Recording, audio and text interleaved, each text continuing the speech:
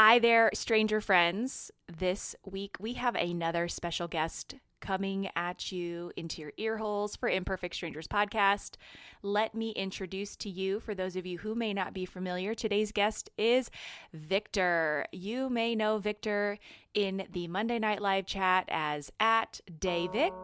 You may know Victor from our very special Halloween episode as Victlissa with a stunningly accurate portrayal of our very favorite Melissa Beck. So please join me in giving a very loving stranger friend welcome to Victor. Hi there.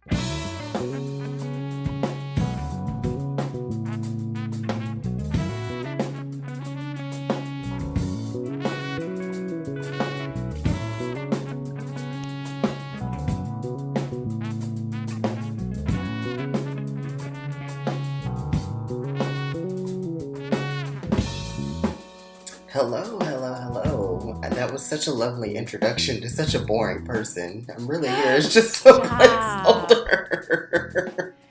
You know, when we were texting earlier about this, and you were, kind of saying some of the things that you thought that you wanted to talk about, and you were like, it's boring, but I can make it interesting. I think that everybody comes into this thinking, oh, it's not that interesting, or it's not, I don't really have much to say. And then they end up surprising themselves with all of the good things that they have to say. So that's really the whole reason I got into wanting to podcast, because I like people to tell me all of their deepest, darkest secrets. So be ready, because I'm going to dig out some dark information from you, Victor, because I know you have dark secrets. Well, it's hard to have secrets from an open book. It's hard for me. I try to hold back a little bit just out of consideration for other people, but really just I have no shame. Are you very filterless in real life? Very. Me and some coworkers actually had a good laugh over this yesterday, because they are like, you've just gotten to the point where you just don't care what you say. And I'm like, yeah, I'm really like an 80-year-old woman. I'm Sophia Petrillo. Like, I don't care. Like, what is caring going to do but just make me overthink and stress about things even more? So, I mean, you just have to say what's on your mind. I had this lady come charging up to me yesterday. For those of you who don't know, I do work retail. So retail is been very, very fun over the last couple months post-COVID. And she just comes charging up towards me, wondering, was there anybody to help her? And I just gave her a smile back and said, no, but if you give me just a second, I'll be right with you. In the meantime, you can apply at suchandsuch.com. Just to, make it a little... She didn't like that. She didn't like that, but the guy who I was helping at the moment found that to be quite hilarious. Like, he was laughing so hard. You should have told her she would get a discount. Well, I mean, yeah. I mean, everywhere is short staffed right now. Everywhere. Yeah. I went to the mall. Lines are insane. Yeah, and well, it's beyond the lines too. It's like hours of operation. Like, people think that we're just like afraid of COVID. And it's like, no, we're not trying to work all day. Like, if we stayed open longer, we have to like work 12-hour days. It will be the only way. Like, I'm stretching myself thin now. Like, today is my first day off in 9 days. And you're not a fucking doctor. Right. Oh my gosh. First day off in 9 days. Yeah, these kids are assholes. They don't want to work. It's like you don't have any help from the jump, and then it goes from not having help to having the shittiest help in existence. And so, you're being coached constantly to like smile and, make people feel warm and welcome. And you don't want to lose the people that you do have. And you're thinking to yourself, well, fuck, if I have to work like this, I might as well be by my damn self. It's a lot. These kids are like 12 and you're running circles around them. I'm like, what the fuck? Like, I don't get it. How many people do you have, like, let's say pre-COVID, how many people did you have on a floor, or how many people did you employ in one store versus what you have now? Probably easier to say. Like, I just remember my hiring goals used to be in like the 20s or 30s. Wow. My hiring goal this month or this holiday is 11. Ooh, at a holiday? And that's still, and I went to go do that Black Friday schedule last week. The math ain't mathing Ooh, because yikes. if you only have 11 people and you schedule them full days, 8-hour days, right? Yeah, yeah. That's 88 hours, right? So why was I given 160 hours of payroll for just that day alone? Oh, no. How long have you been in retail? I have worked for the same company since 2006. Oh my goodness, you're so loyal. In fact, I think next week. Yep, next week is official. No, tomorrow. Tomorrow is officially my 15th year. Yep. Damn. Oh my gosh. Wild. Wow. That is like so rare. I feel that like if you're in retail and that is like your jam, that is what you're doing. I feel like people tend to move around. It's incredibly rare to stay with the same brand for so long, right? Oh, very much so. Very much. My mom tells me to quit every day. Every It's day. stressful. It is so, and she's like, you work so hard. You should just quit. You should just quit. What is so special about you? What is it that keeps you going back? Have you been in the same store in the same shopping center or no? Oh, no, no, no, no, no. This is, I think, this is my fifth location, same company. Okay. Yeah, and I the product itself, I'm very much like I got my job as a customer. There was this guy that I went to school with, and I took classes with him, and he was an assistant manager. And in between classes, I would go shop. And one day in class, now I see what he was doing, obviously. Grooming you? He's like, man, you shop so much. He's like, you shop so much, you should just come work part time. Get the discount. And like a dumbass, that's exactly what I did. Should have listened to my mother. She told me that day when I told her, she's like, don't do it. Really? Why? Why did she say not to? Well, it was because I was in college. She really didn't want me to work. She wanted me to just focus. Where did you go to school? I went to Jackson State University in Jackson, Mississippi. Okay, now wait a minute. How did you Okay, so let me rewind. Are you from Cleveland or that's just where your mom resides? No. So I like to think I was the Harriet Tubman of the family because we were No. all, we were all living in Mississippi. Okay. And my job ended up moving me to Louisiana. And then as soon as I moved from Louisiana, everybody else started moving away from Mississippi too. And I was like, man, I really helped break those shackles from everybody. They just crossed the Ohio and they Yeah. were Well, I'm trying to remember. It was my mom first. My mom moved to DC because my mom met her husband on Facebook. Get it? Yep. He has family originally from Mississippi, and um this was my mom's fourth marriage, and finally got it right. Like she got it all the way right. Like I've good for never her. seen her happier than she's ever been. It's like one good thing to come out of Facebook. Oh yeah, and my stepdad is like the greatest guy ever. I remember me and my brother sitting talking about it one day. I'm like, is he real? Like he is like real. Like he is amazing. like great father, great husband. Like, wow. Like she did that. Like I'm proud of her. Like she finally Good got it for her. right. And they're still married today? Yep. And they are like two peas in a pod. It's like perfect. They are hilarious. Love them to death. And then after she moved to DC, then my sister actually moved to St. Louis with her husband. He's an anesthesiologist, so he's chasing the money. So, but then they ended up moving to Minneapolis a couple years after that. And so they've been in Minneapolis since then. And then my brother moved to Cleveland, which is what Okay. made my mom move to Cleveland too, because then she's in closer vicinity of my stepdad's kids who are in Michigan.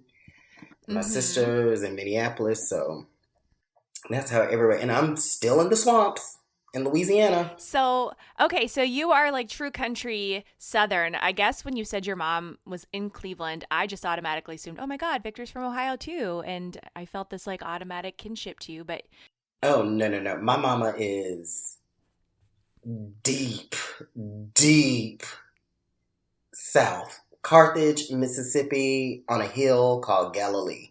That is where she was raised. House is still sitting there to this day. really? Yep. And all of her siblings except one is in Carthage. So Yep. everybody ventured north and you just decided to stay. Do you ever feel like you would come up here or you feel like you're pretty well planted down there in the South? No, if I were to make my next move, it would be towards the north, even though I literally hate cold weather. Mm. Like bane of my existence. Hate it. Hate it. I would rather be able to take clothes off all day than to have to put clothes on. It is the most miserable feeling in the world for me. I'm in blackout period right now of visiting. Like I will not go see anybody until like April or May. Like no, I hate cold weather. You're like a snowbird. Oh, I don't understand how y'all do it. Today it was kind of snowing a little bit. There was like a little bit of icy rain, and I just thought, oh, it's too soon for this to be starting now. It doesn't get too bad here in Cincinnati. Like we have, obviously it gets cold, but like as far as like snow and like really terrible weather, I think the hardest part is just the darkness and just the cold. It can wear on you for sure. I think the fucking temperature is the hardest part.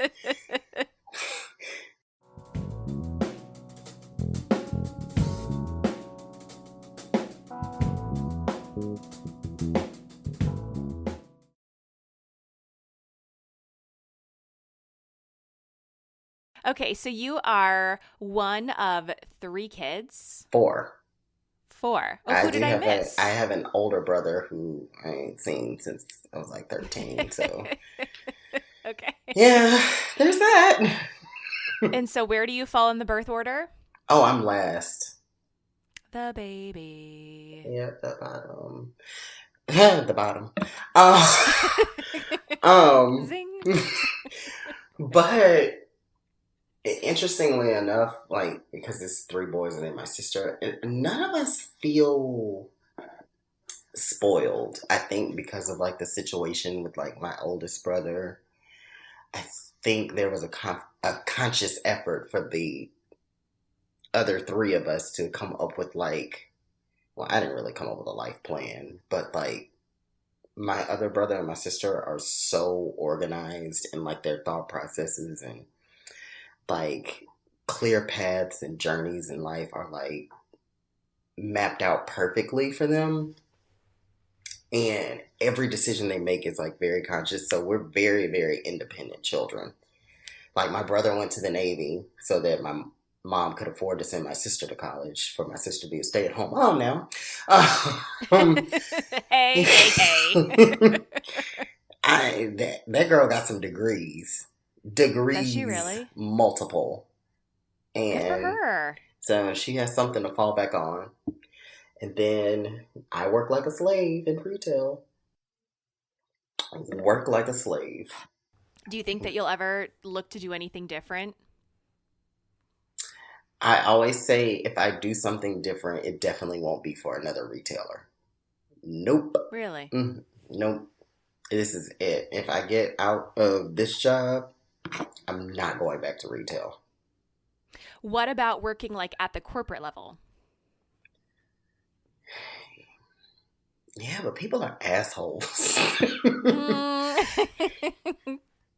Like, I think you would be. I think so. I used to work corporate retail before I was ceremoniously laid off when I came back from maternity leave, which the legality of that is still a little questionable. But I think that from what I saw happening, at the corporate level, and then like what was happening in the stores, the regionals and the executive team that had experience working in the stores were actually like the best people to be in those positions because they actually understood what it takes to execute a planogram, what it takes to make a sale, what it takes to, all of those different things, because it's easy to like armchair direct what you think should be going on at that store level. But for the people that truly got it, I feel like those people were like the best at their job. that must have been 20 years ago. No, it wasn't that long ago. Because these people are awful nowadays. What? I don't know. Even no, I better not say that. Yeah, let's make sure that you can go into year 16 without. I'm trying to make it to year 16. Yeah. Okay, so you are from the South. Let's say that I have planned a trip and I'm coming down to visit you. Where are you going to take me and show me around where you live? First of all, I'm taking you to New Orleans. You ain't coming to Baton Rouge. Because once you see Tiger Stadium at LSU, you're done. Really? So, yeah, I mean, the thing about New Orleans, too, is it's more, it's less about like taking you places versus you just kind of like being in New Orleans and experiencing the feel of the culture. And I tried to explain, who was I explaining this to yesterday and what were we talking about? I can't remember. Oh, we were talking about like HBCUs versus PWIs and how when people say that you go to an HBCU, you get an actual cultural experience. I'm going to pause you there just in case we have somebody listening that does not know what that means. Can you tell us what HBCU stands for? Oh, yeah. Historically Black college or university, and a PWI is a predominantly white institute. Good. Okay, thank you. So, yeah. So I was trying to explain to them where like a lot of people go to HBCUs not because they want to go somewhere that's just like all black, but it feels very like cultural. You think of like, I mean, if you've ever seen an episode of A Different World, Yes. you understand. I'm 50% of the podcast that also watch Living Single, so you better believe that we transition from the Cosbys. Yep, Melissa has not seen Living Single. I just want to put that out there, and I just want to remind everyone to shame her for having never seen an episode. Dwayne Wayne, oh my God, and those glasses. I had the biggest crush, so yes, I definitely watched. But think about like how much of an impact even A Different World had on HBCU culture and like the fashion and just the energy that it brought. Like it was one of the best decisions I have ever made in my adult life was to go to a HBCU. And that's because I went to a predominantly white high school. And it was nothing. I loved my high school. Like, I would do it all over again. Same class, same group of people, everything. I actually enjoyed my high school experience. But when I got to college, I wanted to experience something different because that's the whole purpose of college is to experience things that you've never experienced before. So, yeah, that was... What did you study? Biology. Victor, Mm-hmm. layers. You studied biology. Wow. Yep. What did you think you wanted to do with that biology degree? At a certain point, I wanted to do like a master's program dealing with like psychology and like drug and alcohol therapy. Because I was Yeah. heavy into, let me tell you something, intervention The TV show? was my Housewives before Housewives. I love that show. It's so terrible. I shouldn't love it, but I do love it. I could watch intervention all day. What about it like is intriguing for you? Well, one of the biggest takeaways that I had from watching it, just in my younger years, was wow, people really don't understand how their addictions affect everyone else around them. Yeah.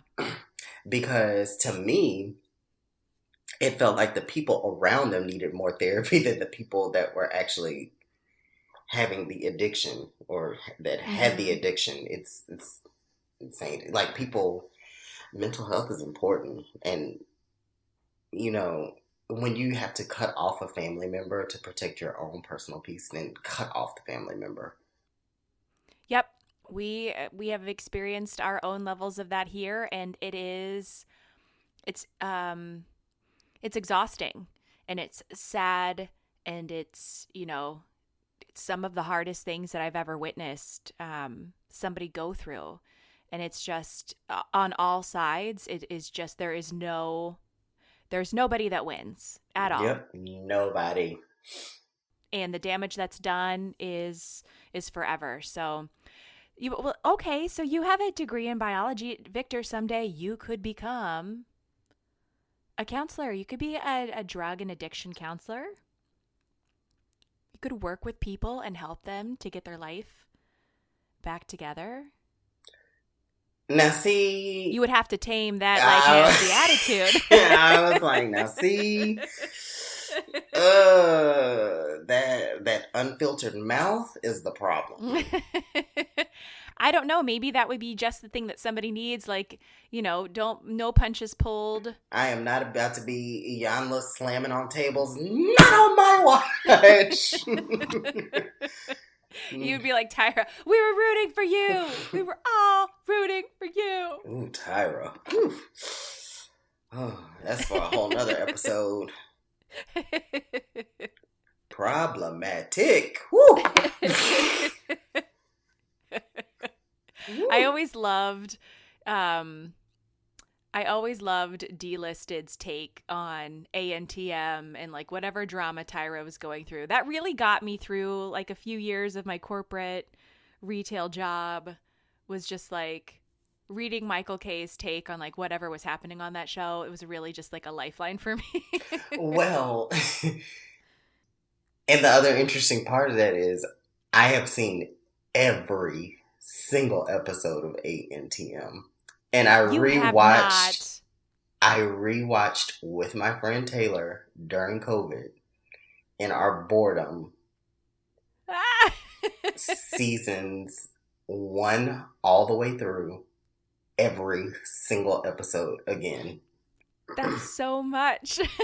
There are so many seasons. So many. Do you have a Wow. favorite? Of ANTM? Yeah. I mean, obviously the earlier ones were better. I did like it when they mixed guys and girls. I Yeah. think that like I think it added an extra level of I don't even know what, but it got better towards the end because it was starting to get dull and redundant. They needed to do something to shake it up because even rewatching it, I was like, "Whew, this is tough."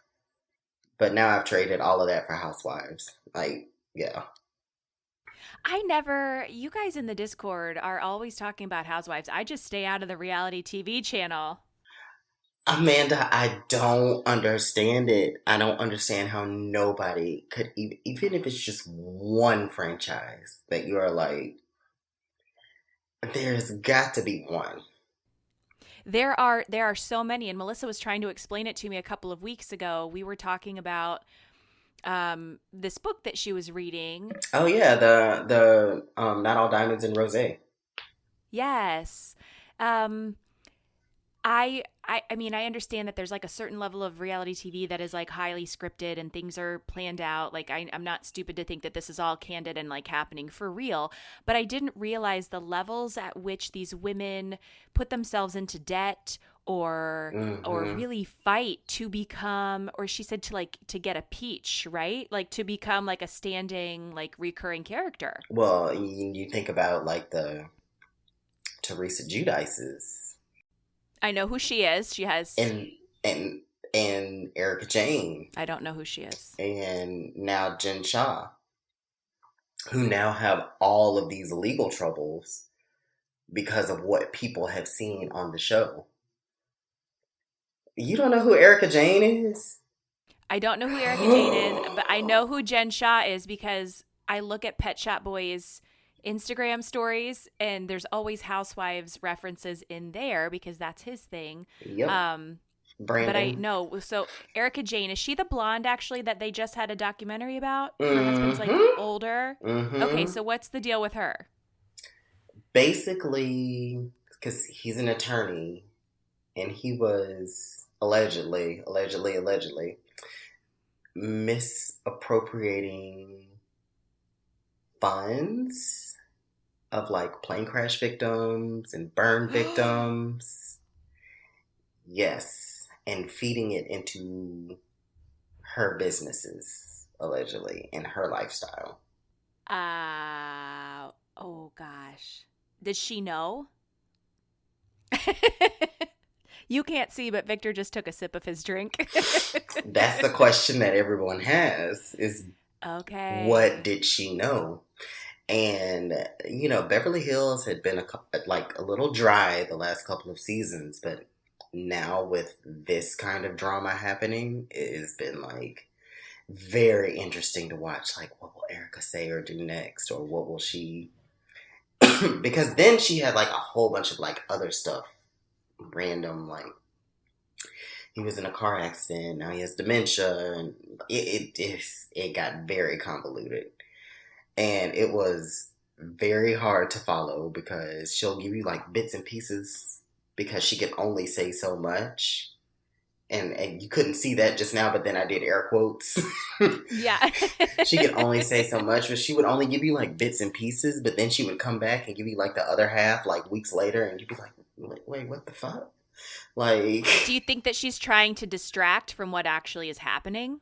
no, I don't get the sense of distraction. And weirdly enough, after the reunion, I kind of believed her a little bit more. And, but I still don't think she does anything to like give herself grace. I think that her attitude alone in general still is people are like, she might be telling the truth, but she's still a bitch. Like that kind of thing. Got it. Because And then Jen Shaw, what did she get in trouble for?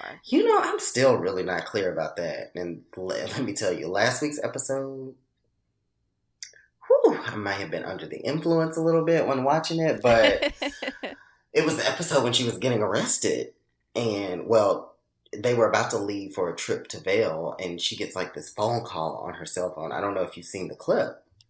She gets No. like this phone call on her cell phone, and she's like kind of like staring, like, okay, okay. And then she tells one of the other cast members to like de-mic her. And then she was like, I have to go. Then she was saying that like her husband had like blood clots and that he was in the hospital and she had to go. And so they drive off in the truck. And so all the other women are like, oh my God, I hope Sharif is okay. Like, should we even go on this trip? And it was 5 minutes later, a SWAT team with Homeland Security swarms up to the van. And they're like, what the fuck is happening right now? Oh my God. So they had no idea. They had no idea. And they were like, we're looking for Jen Shaw. Somebody tipped her off and she got it. So did she Okay, so explain? that's apparently the topic of conversation. And this week's episode was who tipped the feds off? Because how did they Yeah. know where they were going to meet to leave for that trip? So do they think it's another housewife? Let me take another sip. Oh, okay. Are they part of the same? Are they both part of the same city? These two Oh women that are no, in terrible legal trouble? no. Jen Shaw is Salt Lake City. Erica Jane is Okay. Beverly Hills. Who is your favorite like cast? City? How do you refer to them? Oh my God, it fluctuates because I have a deep appreciation for good quality TV and people who understand how to make good quality TV. Right now, Potomac is like miles ahead of all the Housewives franchises. What makes it so much better? It's like those women. Well, they went through a period of time where it did get kind of dark and physical, where they had like an actual. Like they were like There was hurting each there was other? a physical altercation where somebody got their head grabbed and beat in, rightfully so. That's neither here nor there. Um, but now it's back in a place of where it's still like it's shady but fun shade. It is. They had this one party that I laughed from like the first minute of the episode to the last, and they were at another housewife's house who looks that house. One another housewife referred to it as a dilapidation, and I can't get that out of my head. Is it really bad or it's just bad because she's not as rich as the others? Both. Okay. Both. And it's like under construction, but it's like the ideas don't make sense together. Like at one point you look off, there's like a floating staircase in the middle that leads to nowhere. It's Okay. like, what? And then like at one point she's telling another housewife that she's like jealous or that she's just hating on her, and then the housewife goes, hating on this? Why is she having a party at her house if it's under construction? Oh, and that's the best part. It wasn't even inside the house. It was in the driveway.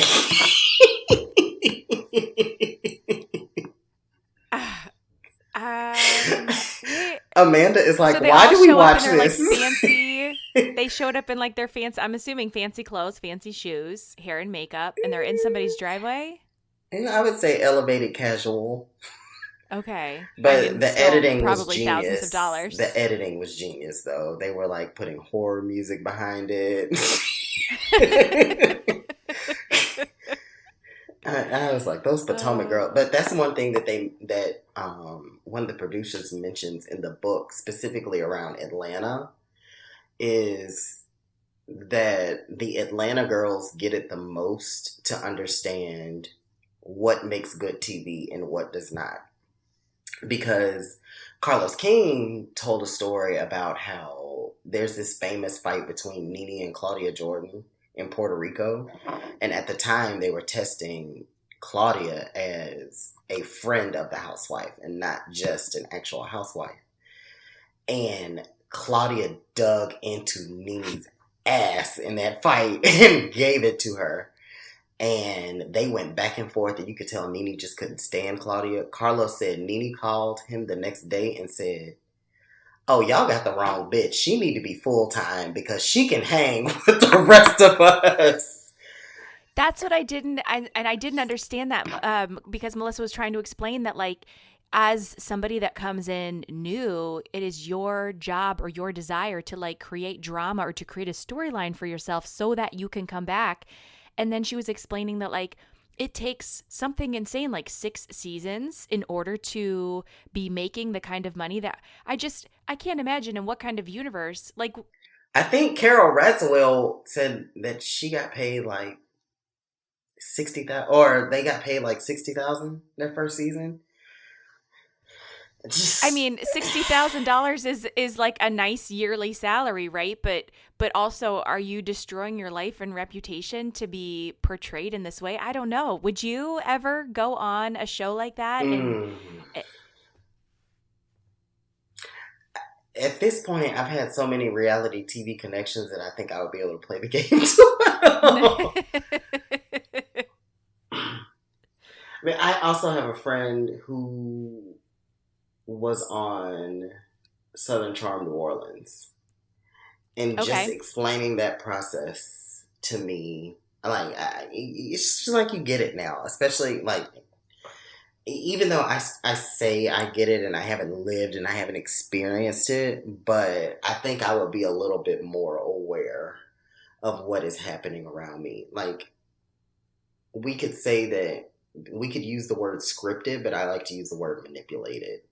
I think the Yeah, situation is that's like good. it's more manipulated to create because these women really do hate each other. Like, It's exhausting to think about. I mean, think about pouring all of your energy. Maybe that's the introvert, antisocial person in me talking, but that just seems like a lot of work for not very much money to begin with. I mean, you sounds could like probably have a retail. nice. You can. I'm just saying.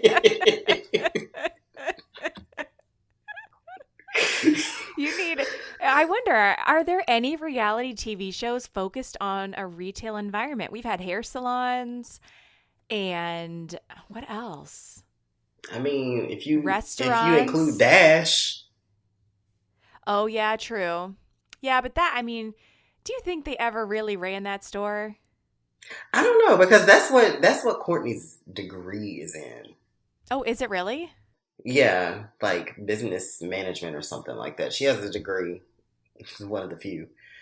I think her and Rob are the only two that went and got degrees. But I remember hers is in like business management, business administration, something like that. Okay.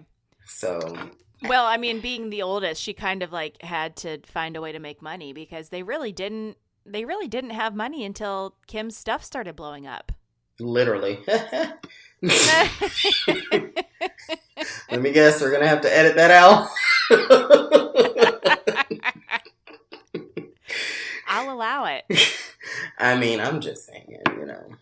But I actually, I don't have a lot of sympathy or empathy for them, but I do have a certain level of respect because they will take a licking and keep on ticking.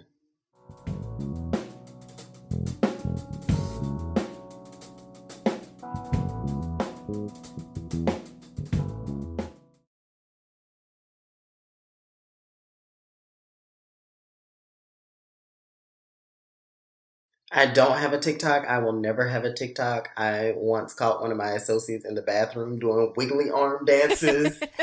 I No. don't understand what You know, what was the reason, Cardi B?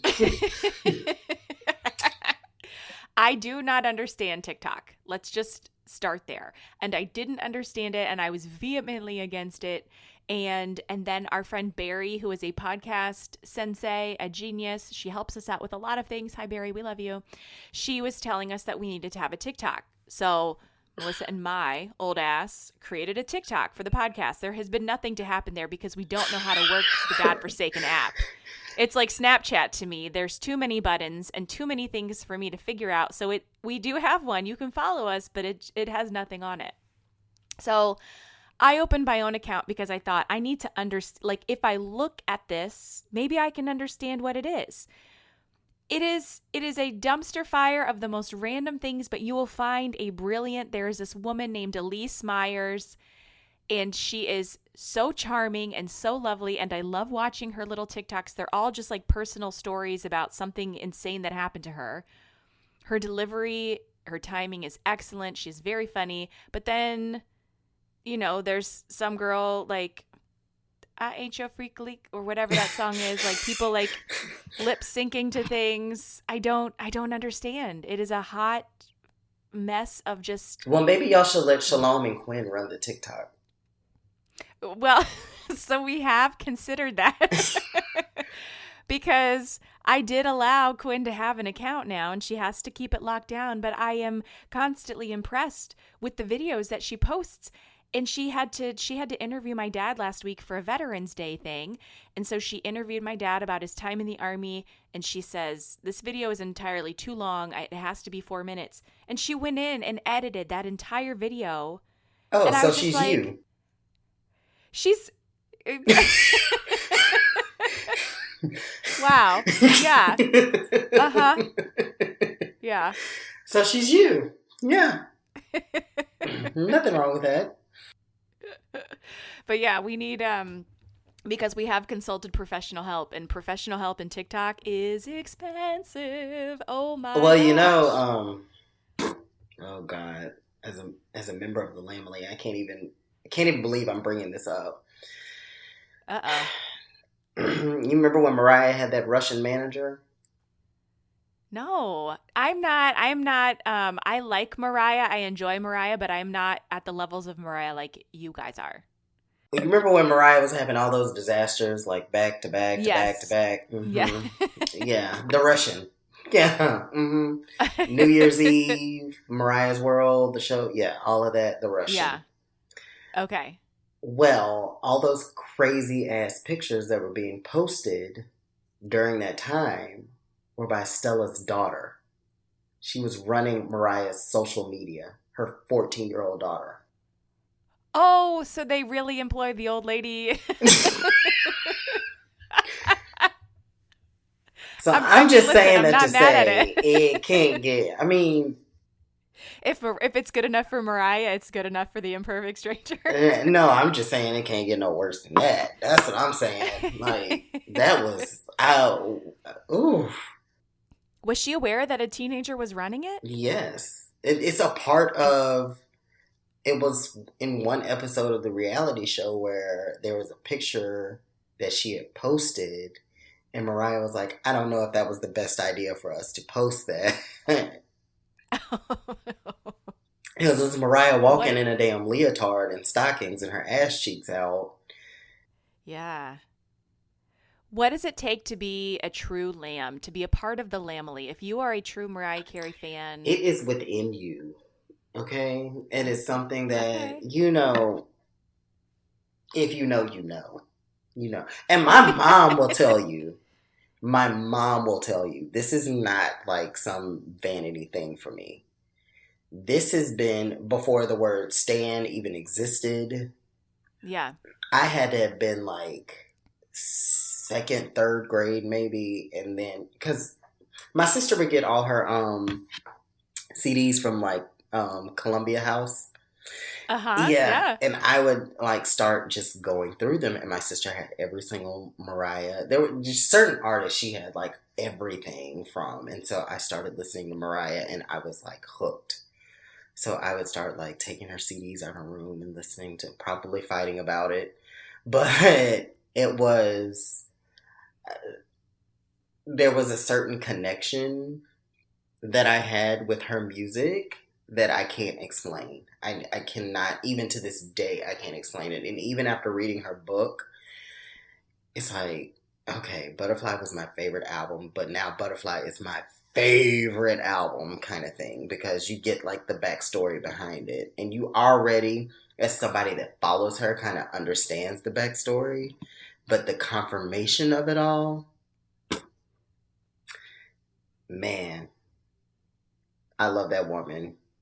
I am down for her for the rest of my and her life. I feel the same way about Tori. So I totally understand getting some kind of music that hits you at a formative time or an important time in your life, and you just feel like, yes, I get this. This is who I am. This is part of my personality now. Totally. So let's say that we are out and a Mariah song comes on. What is the one song that no matter what you are getting out and you are dancing regardless of the situation? See, that's kind of hard because Mariah doesn't really have dancing music. If you Come really think on, you about can it. like they're not all ballads. If I wanted to have like a little bop, just like move my, probably Shake It Off. Yeah. The real Shake It Off, Matt Harbor. The real Shake It Off. Not Taylor Swift. Shake It Off. That's a good one.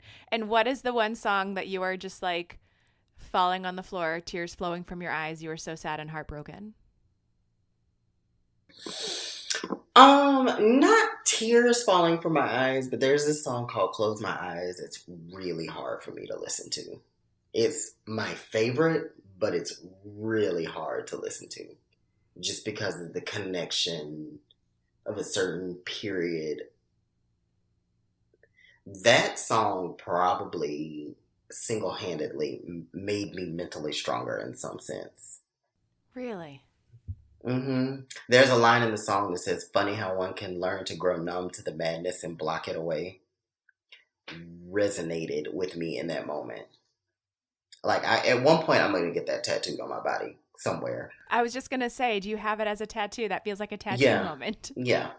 It will be tattooed on my body at some point. I just don't know where or when.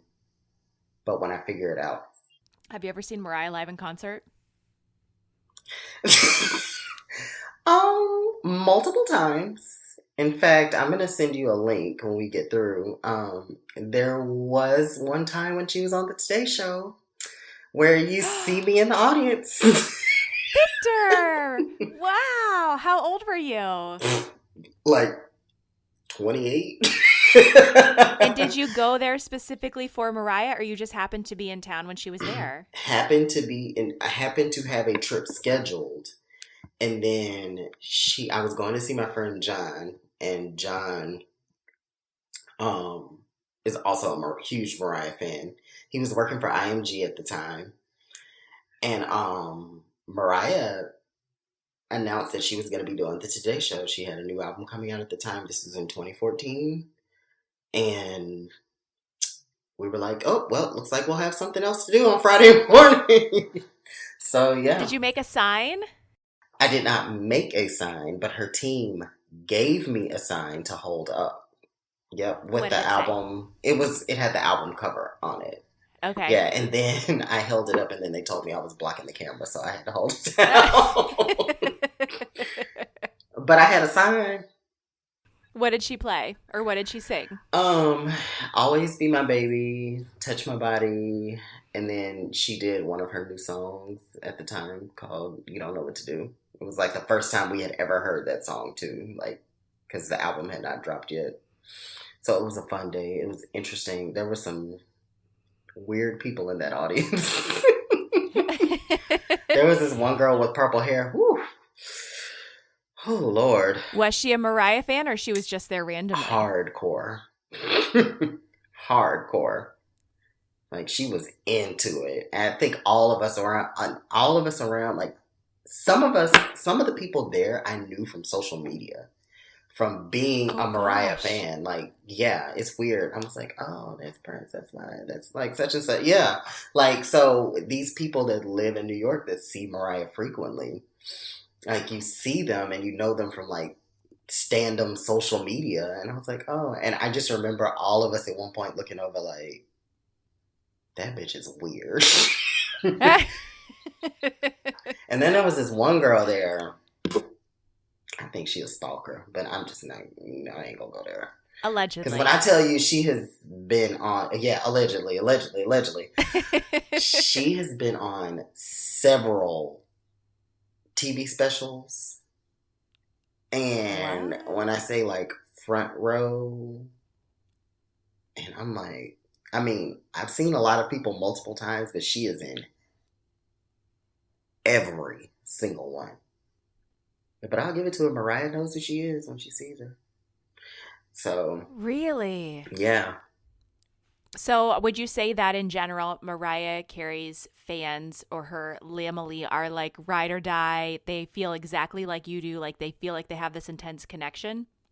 Oh, we were the first. We were the first to be named. Really? And people don't acknowledge that or recognize that. Before there was a bar, before there was a Monster, before there was the Navy, before there was the Beehive, there were the Lambs. Why Lambs? Why was that chosen? So she would have like these side conversations with like her closest friends or like her background singers, and she would joke and she would be like, would you be a lamb and grab that for me? And so we started hearing that. So people started bringing her like lambs, like little stuffed Oh, lambs to her concerts. And yeah, cute. I met my ex after a Mariah concert in Vegas. Really? Yep. Did you find him attractive right away, or did you love the fact that he also too was part of this weird cult that you're in? It was it was an instant thing. It was instant. And we hung out, and then what happened was we became friends because he actually we were both in Vegas, and we kept maintained a friendship. And then it's so funny. I feel like I'm jumping from one subject to another, but my friend Justin, I was talking to him this morning, and he sent me this BuzzFeed article about like people in their mid to late 30s heading into 40, like the differences between how they lived then versus now. And one of them was when you approach to date someone in your mid to late 30s, you're like, okay, what are we doing? Because I don't have much time left. And so TikTok. when I when I read that article this morning and I saw that, I got like real quiet. I was FaceTiming with Justin, and Justin was like, "What?" And I was like, "That is what. Those are the exact words that I said." I was It hit a like, little too close to I was home. like, so what are we doing? Like, are we gonna do this or are we not? Because like we can't keep doing this. But that friendship lasted for 3 years before we decided to date, and it got intense very quick. It was the one relationship that I felt like gave me the capacity to understand that I had the ability to open up and actually care and love about someone. It's weird, and it actually I think it kind of freaked me out a little bit. No, you need those people. You need those people to crack you open. No, you don't. Yeah, you do. You do. Because even if it's painful, even if it doesn't go the way that you want it to go, I think that for some of us, you need to soften a little bit, and sometimes those are the exact right people that you need to kind of come in and like show you that you have that, because I think that until that happens, it's very easy to stay to yourself, to stay closed off, to stay aloof, right? Yeah, I think that deep down that you're not that person. yeah.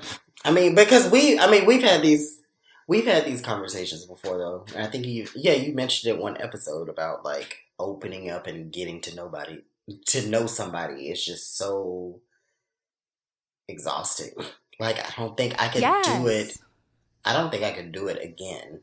So like if I were to ever start dating again, it would be probably my ex because things ended amicably in a good way to where we're still friends to this day. I mean, he's in Egypt right now. Today is his birthday, living his best Oh, life. well, And when I say he set the bar so high, like so high, and I think that's another reason why I feel like I can never date again is because he set that bar so high. Am I really about to not necessarily lower my standards, but I don't know. It just he's a good person, and just circumstances happen to where we are not in the same place in the same time. And if we ever were, would I be willing to revisit it? Yes. Do I do I think that it would be a lifetime? I don't know. We would just have to see. That would be the risk. put it out into the universe, manifest. Let the universe know what it is. But he on a camel in Egypt right now, so That's gross. living his best life. Camels are gross. You know what else is gross? A retail store. Ooh. I need Just a bringing it right back. shower. every time I get home. Well, Victor, it has been so lovely to talk to you, and I really want to let you know that I appreciate you taking time out of your busy schedule today to, let me ask you all kinds of questions and for sharing stories with us. No, the pleasure is all mine, trust. I would rather be here. I would rather be here. All right. Well, thank you. Thank you. Thank you again. Have a good rest of your Sunday. All right. Bye. First and foremost, thank you, Victor, so much for taking time out of your weekend to talk to me. We appreciate you and we love having you in this community. And guys, if you enjoyed Victor's episode, you can find him on Monday nights in the live Creating Chaos, which we love, or you can find him in the Discord, stirring things up there as well. So thank you for being you. Thank you for sharing. We really, really appreciate it. Thank you to you, stranger friends, for listening every week. Don't forget, new episodes drop on Fridays at midnight, or Fridays, just whenever we can get them up, because sometimes life happens. You can find us back here on Mondays after each episode to talk about whatever happened that week on our Monday Night Lives. They're on Instagram at 8 p.m. Eastern, so come back on Monday, chit-chat with us then. You can find us on Instagram at imperfectstrangers_podcast. Twitter, Imperf Strangers. We have a website, imperfectstrangerspodcast.com. You can listen to our show there. You can learn more about who we are and why in the world this even started. And you can also buy merch. We have new season 4 merch out now. The holidays are coming up. Treat yourself, treat a stranger friend that you love. And in the meantime, you guys have a great weekend or week, depending on when you're listening to this. And we will be back next week with a brand new show. Thanks so much.